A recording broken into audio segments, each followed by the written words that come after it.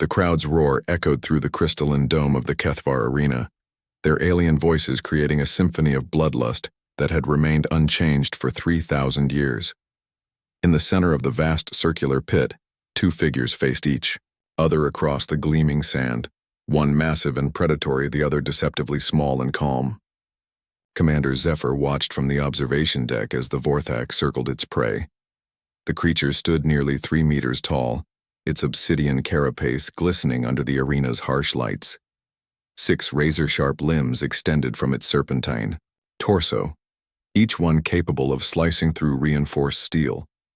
Its triangular head swiveled with mechanical precision, 4 yellow eyes tracking every movement of the human standing at the arena's center. "The human will be dead within minutes," Ambassador Krilthex clicked, his mandibles chattering with anticipation. The Vorthak has never lost a match. It has consumed 47 champions from across the galaxy. Zephyr said nothing, but her grip tightened on the observation rail. She had tried everything to prevent this moment. Diplomatic protests, trade sanctions, even offering herself as a substitute. But the Galactic Council had been clear. Humanity's application for membership required proof of their species' worthiness. And in the eyes of the galaxy's oldest civilizations, worthiness was measured in blood. Below the human, a volunteer named Marcus Chen, stood with his hands at his sides wearing nothing but simple cloth pants and a strange expression that Zephyr couldn't quite identify. He wasn't afraid. If anything, he looked amused.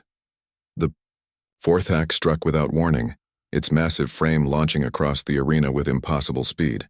Its primary killing limbs extended like spears, aimed directly at Chen's heart. The crowd held its collective breath. Chen sidestepped at the last possible second, the alien's claws missing him by centimeters. But instead of running or cowering, he did something that sent a ripple of confusion through the watching aliens. He smiled. Then, to everyone's astonishment, Chen reached down and picked up one of the ceremonial obsidian blades scattered around the arena's edge. Weapons meant only for decoration, never intended for actual combat. With a fluid motion that seemed almost casual, he tossed the blade to the Vorthak. The creature caught the weapon instinctively, its secondary limbs wrapping around the hilt with practiced ease. For a moment, predator and prey simply looked at each other. Then Chen spoke, his voice carrying clearly across the silent arena. "You've been hunting defenseless opponents your whole life," he said, picking up a matching blade for himself. "Let's see how you do against someone who can fight." Back. The Vorthak's 4 eyes widened, not with confusion but with something it hadn't felt in decades. Recognition. This human wasn't just another victim to be slaughtered for entertainment. This human was offering it something it had never been given. A real fight. What followed was unlike anything the arena had ever witnessed. The Vorthak moved with the fluid grace of an apex predator, its 6 limbs creating a whirlwind of death as it pressed its attack.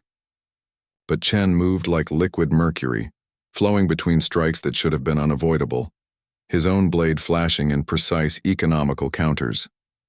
"Impossible," Krilthex breathed. "No single opponent has ever lasted more than 30 seconds. Against a Vorthak, they had been fighting for 3 minutes. The crowd's bloodthirsty roars had transformed into stunned silence, then gradually into something else. Appreciation. Even alien eyes could recognize the artistry in motion they were witnessing. This wasn't an execution. It was a dance. The Vorthak began to change. Its mechanical movements became more fluid, more creative. For the first time in its life, it was being challenged to evolve beyond its basic hunting instincts. It began to experiment, trying new combinations of attacks, testing different approaches, and Chen adapted to every single one. He's not trying to kill it, Zephyr realized suddenly. He's trying to teach it. Indeed, every time the Vorthak discovered a new technique, Chen would counter it, then deliberately expose himself to a similar attack from a different angle, forcing the creature to think, to grow, to become more than just a mindless killing machine. The fight continued for 20 minutes, longer than any combat in the arena's history. Both fighters were showing signs of exhaustion, but neither would yield. The Vorthak had discovered something it never knew it was missing, the thrill of facing an equal. Finally, in a moment of perfect synchronization that seemed almost choreographed, both fighters struck simultaneously. Chen's blade found a gap in the Vorthak's carapace just as the alien's claw pierced the human's shoulder. They stood there, locked together, breathing heavily. Then Chen did something that would be remembered in galactic history for millennia to come. He laughed, not the bitter laugh of someone facing death, but the genuine, delighted laughter of someone who had just experienced something extraordinary. The sound was infectious, and impossibly, the Vorthak began to make a sound that might have been its species' equivalent of laughter, a deep, thrumming vibration that resonated through the arena. Both fighters stepped back and in perfect unison dropped their weapons.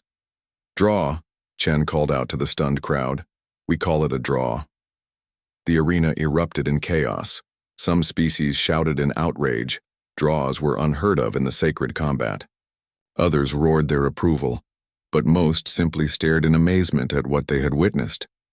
Ambassador Krilthex turned to Zephyr, his compound eyes reflecting a new understanding.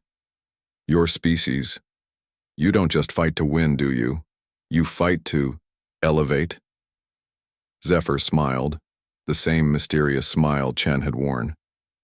"We fight to bring out the best in ourselves and others, even our enemies." Below, Chen and the Vorthak stood side by side, acknowledging the crowd's mixed reaction with equal dignity. The human had not conquered the alien predator. He had done something far more impressive. He had transformed it into an equal. The Galactic Council would spend months debating humanity's worthiness after that day. But they had already received their answer the moment a human tossed a weapon to his enemy and smiled. Humanity didn't just belong among the stars. The stars had been waiting for them.